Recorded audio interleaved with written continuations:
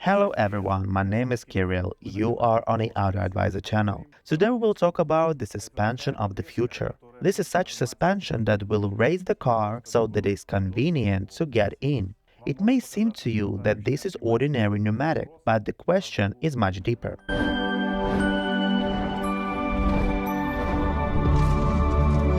Guys, never try to brake with your hands.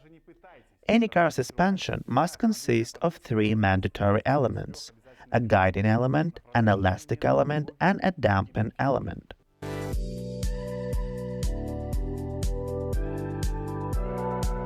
The guiding elements are the suspension arms, which set the trajectory of the wheels and all other elements.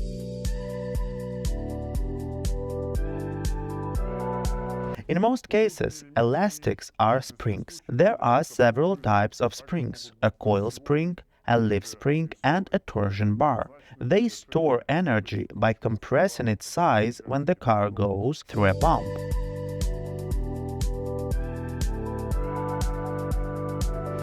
The dampen element is usually a shock absorber, designed to dampen the vibrations released by springs. Also, there is an anti-roll bar as another part of suspension. Did you know that tanks also have a suspension as well? At least the Soviet and Russian ones. Also, the tank suspension feature is a shock absorber. Let's see how this tank jumps over small bumps.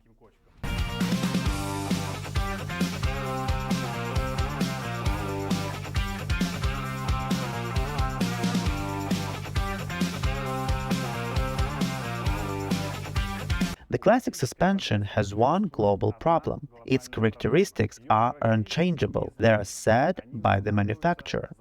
As you probably know, there are various suspension types. For example, tightly sprung cars, such as sports cars, are less forgiving on bumpy road, but they minimize body motion well, which means they can be driven aggressively even around corners. Loosely sprung cars, such as luxury cars, can provide a super smooth ride. However, such a car is prone to dive and squat during braking and acceleration, and tends to experience body sway during cornering. There is also a difference in suspension height, but we all would like the suspension to change its characteristics. I am sure that you would like your suspension to go lower on high-speed highways and rise higher off-road. All of this is quite real. Not only your comfort, but also handling and driving safety depending on characteristic of the suspension. As you understand, the suspension of the future is the suspension that will change its characteristics depending on road conditions. Many manufacturers produce the so-called adaptive suspensions, but I would say that they are pseudo-adaptive because the car doesn't completely adapt to all road conditions.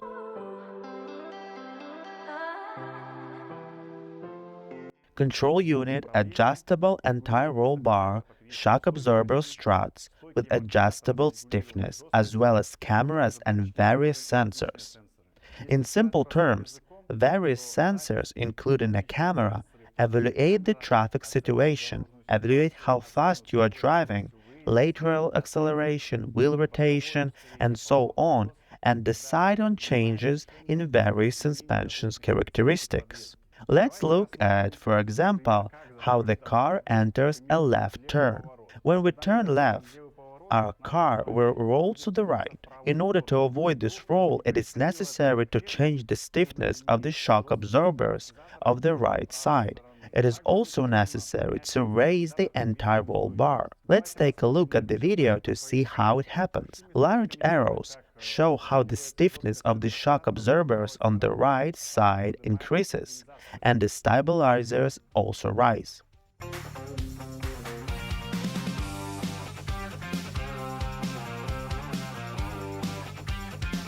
Also, the adaptive suspension understands when you stop abruptly, the moment when the car tries to pack with its front, or when you accelerate sharply, the front goes up. At these moments, the stiffness of the shock absorbers also changes, and the ride height can also change. One of the elements of the adaptive suspension is a shock absorber with variable stiffness. The shock absorber stiffness can be changed in two ways. The first way is to use a solenoid valve that changes the section in the road in which our oil flows. By the way, we have a different video about this. The link will be below. Or the second way is to use a special magnetic fluid, which changes its viscosity depending on whether a magnetic field is applied to it or not.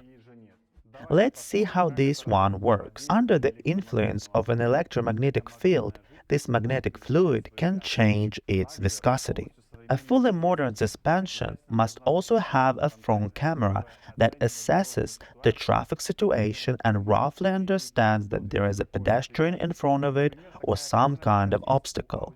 For example, the Audi A8 has such a camera. Let's see how it drives over a bump. It seems that the car practically does not notice these bumps. As I said, an important factor is also the change in ground clearance or the ride height of the suspension.